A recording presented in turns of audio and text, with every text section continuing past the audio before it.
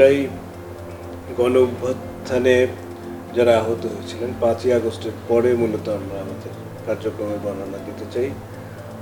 ওই সময় পরে চক্ষুবিজ্ঞান ইনস্টিটিউট, নিটো, ঢাকা মেডিকেল কলেজ হাসপাতাল, বাংলাদেশ মেডিকেল ইউনিভার্সিটি, সিএমএস সহ সারা দেশের অনেক প্রতিষ্ঠান আসলে যার যার এন্ড থেকে স্বাস্থ্যসেবা নিশ্চিত করার চেষ্টা করেছে। এই যে হাসপাতালগুলোর নাম বললাম, এনারা মূলত লিড করেছে। এই হাসপাতালগুলো অনেক রোগী ছিল, সাধ্যমতো সবগুলো হাসপাতালই ভালো সেবা দিয়েছে। এর বাইরে যে ক্ষেত্রে মনে হচ্ছে উন্নত চিকিৎসা দেওয়ার প্রয়োজন, সেক্ষেত্রে বিদেশে পাঠিয়ে আমরা থাইল্যান্ড, সিঙ্গাপুর, একজন রোগীকে রাশিয়ায় পাঠিয়ে চিকিৎসা নিশ্চিত করা হয়েছে এবং সেই প্রক্রিয়াটা অব্যাহত রয়েছে। এখনও হাসপাতালগুলো তাদের যে প্রত্যাশা অনুযায়ী সেবা সেটা দেওয়ার জন্য নিশ্চিত করার চেষ্টা করছে।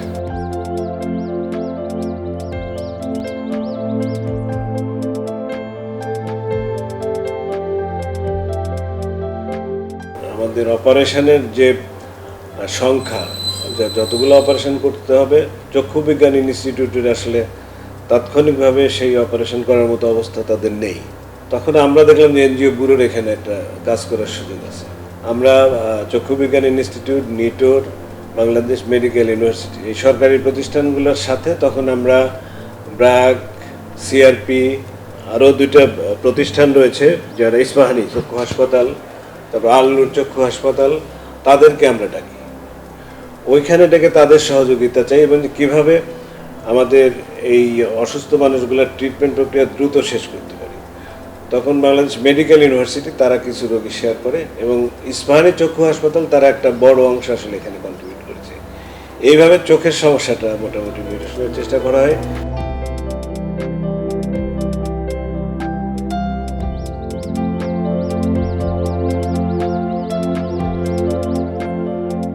এখানে দ্বন্দ্ব শব্দটা আমি আসলে স্বীকার করব না।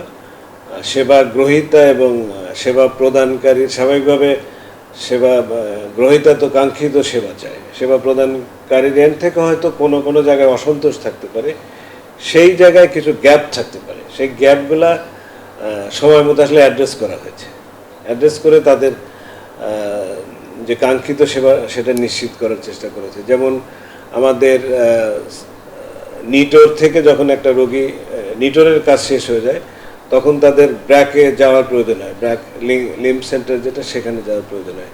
ওই জায়গায় কিন্তু আমরা ওই সময় একটা ম্যানেজমেন্ট করে দিয়েছিলাম যে নিটোর যখন তার কাজ কমপ্লিট করবে তখন এই রোগীটা যাবে হলো ব্র্যাক লিম্ফ সেন্টারে।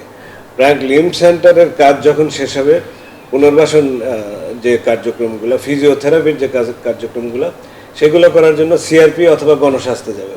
ওই ব্রিজিংগুলো কিন্তু তখন প্রপারলি করা হয়েছে, যার জন্য হয়রানিটা ওই সময় অনেকটাই লাঘব করা গেছে।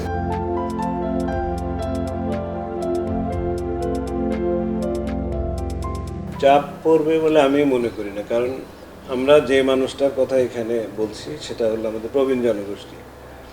এই সমস্যাটা তো আসলে ক্রমাগত প্রকট হচ্ছে, এটা আমাদের তো অ্যাড্রেস করতে হবে। তাদের আলাদা আসলে অ্যারেঞ্জমেন্ট আমাদের নেই।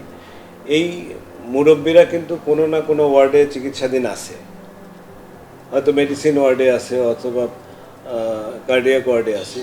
এই রোগীগুলাকেই একসাথে শুধু করা, কারণ তার স্পেসিফিক যে সমস্যাটা নিয়ে হাসপাতালে গেছেন, এর বাইরে তার কিছু সমস্যা রয়েছে, বার্ধক্যজনিত সমস্যা রয়েছে। ওই জায়গাগুলো তাকে যদি আমি একটু আলাদাভাবে স্পেশাল অ্যারেঞ্জমেন্টে রাখি, তার ট্রিটমেন্টটা বেটার হবে। এর জন্য বাড়তি চাপ পড়ার কোনো কারণ নেই এবং বাড়তি জনবল না হলে আমি মনে করি যে এখানে বেটার সেবা দেওয়া সম্ভব।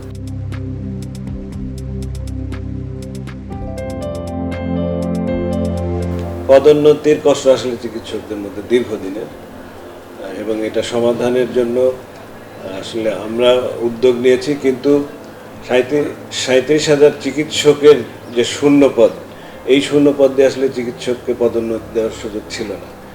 এই জন্য সরকার প্রায় 7,000 সুপার নিউমেরারি পদ সৃজন করে সকল যোগ্য চিকিৎসককে পদোন্নতি দেওয়ার সিদ্ধান্ত নিয়েছে। সংখ্যাটা অনেক বড়, 7,000+। সেই জন্য আমাদের একটু সময় লাগছে। আমরা হয়তো কাঙ্ক্ষিত সময়ে আমাদের উপর অর্পিত দায়িত্বটা পালন করতে পারি নাই, বাট এখন আমাদের দ্রুত কাজ চলছে, ইনশাআল্লাহ দ্রুত আমাদের পদোন্নতির কার্যক্রমটা আমরা শেষ করতে পারবো। নাটা জেলি আর পানীয়র এক অসম কম্বিনেশন ড্রিঙ্কো। চিল থাকতে চান? ড্রিঙ্কো চা বান।